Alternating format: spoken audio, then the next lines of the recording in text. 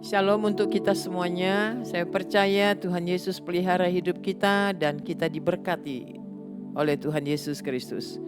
Sebelum kita mendengarkan firman Tuhan, mari kita berdoa terlebih dahulu. Tuhan Yesus, kami datang memuji nama-Mu. Kami terus datang kepadamu sebab hidup kami milik Tuhan. Kami mau mendengarkan firman Tuhan. Tuhan berbicara kepada setiap kami. Bukalah telinga, hati, dan pikiran dan telinga jasmani kami untuk kami mendengarkan firman dan menyimpan di setiap hati kami. Kami sungguh bersyukur, kami memuji nama-Mu, menyambut firman-Mu. Dalam nama Tuhan Yesus Kristus kami berdoa. Amin. Firman Tuhan terambil dari Yeskel pasal 17 ayat yang ke-24. Demikian bunyinya. Maka segala pohon di ladang akan mengetahui bahwa aku Tuhan merendahkan pohon yang tinggi dan meninggikan pohon yang rendah, membuat pohon yang tumbuh menjadi layu, kering, dan membuat pohon yang layu, kering, bertaruh kembali. Aku Tuhan yang mengatakannya dan akan membuatnya. Tema renungan malam ini, pemulihan. Sering kita mendengar istilah sudah tidak ada harapan lagi, sudah terlambat, tidak bisa tertolong lagi. Kita belajar dari bangsa Israel, sudah tidak tertolong lagi karena mereka sudah masuk dalam tawanan di Babel oleh Raja Nebukadnezar. Itu dikatakan ayat yang ke-12. Katakanlah kepada kaum pemberontak, tidakkah kamu mengetahui apa artinya ini?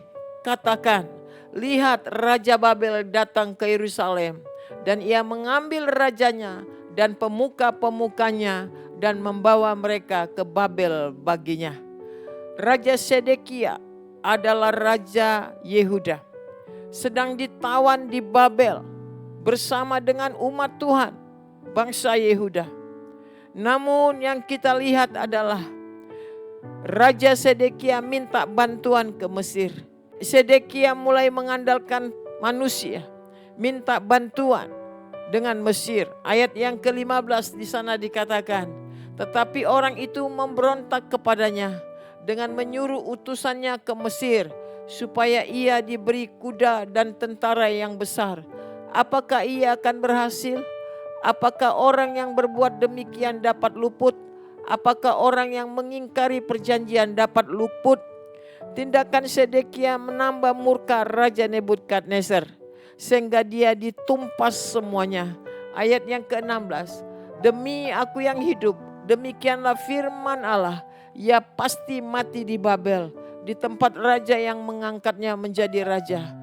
Karena ia memandang ringan kepada sumpah yang dimintakan raja itu daripadanya dan mengingkari perjanjian raja itu dengan dia. Akhirnya banyak orang yang mati. Situasi semakin buruk. Yerusalem hancur. Tentara Mesir yang diandalkan Sedekia pun tidak dapat menolong Israel dan Sedekia.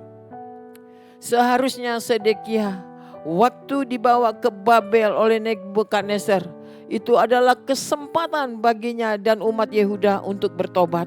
Tetapi Sedekia mengambil jalan lain, yaitu minta bantuan kepada Mesir. Dan pada akhirnya Raja Nebukadnezar marah dan dia ditumpas dan semua umat Yehuda mengalami penderitaan semakin dalam. Pelajaran apa yang kita dapatkan dari peristiwa ini? Yang pertama, di dalam kesesakan kita, tetaplah yakin bahwa Tuhan turut bekerja dalam segala sesuatu untuk mendatangkan kebaikan. Yang kedua, jangan andalkan manusia, siapapun yang kita anggap hebat, tetapi tetap andalkan Tuhan. Yang ketiga, kita harus yakin Allah sanggup memulihkan keadaan kita. Apapun keadaan kita, mungkin kita sudah hancur, sudah tidak ada harapan, sudah jatuh. Kasih karunia Allah sungguh sempurna bagi kita sekalian. Tetaplah andalkan Tuhan, tetaplah berharap kepadanya, tetaplah terus berseru kepada Tuhan kita Yesus Kristus.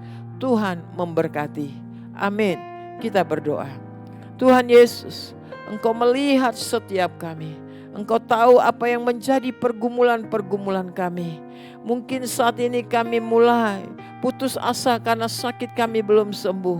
Keadaan kami belum pulih. Dan semakin lama semakin gelap yang kami lihat.